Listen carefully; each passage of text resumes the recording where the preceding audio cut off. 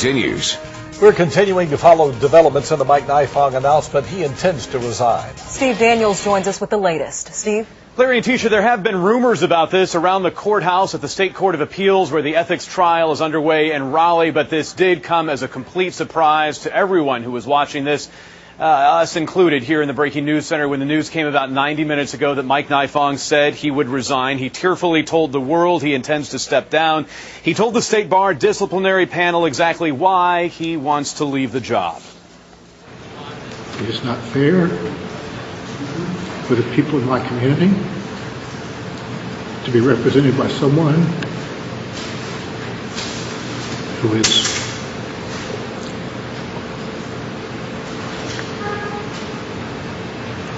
not held in high esteem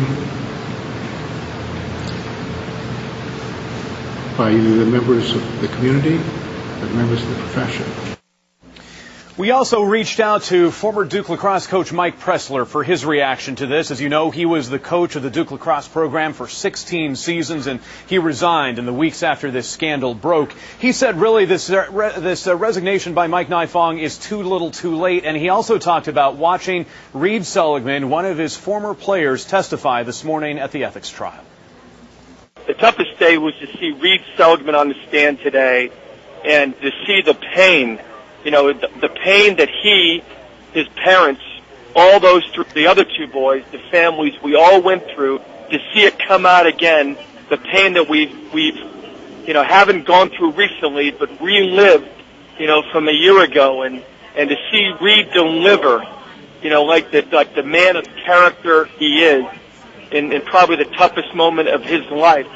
And I was so proud of him and felt so much for him, and again, the disgust I have for this guy, Nifong, and to see him sitting there watching Reed testify, and the arrogance, the same arrogance that I saw in his face a year ago when I was still in Durham, I saw it today.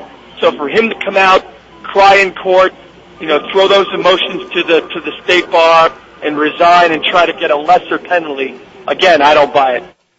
That's Mike Pressler, the former coach of the Duke lacrosse program. He is currently a coach at Bryant University. We contacted him. He's on Long Island right now at a book signing. He released a book this week about the Duke lacrosse case, and he is out pushing that right now all across the country. We also have been in touch with Freda Black. You may recognize Freda Black. She ran against Mike Nifong in the primary. She is a former assistant district attorney. This is video from her prosecuting a previous case in Durham.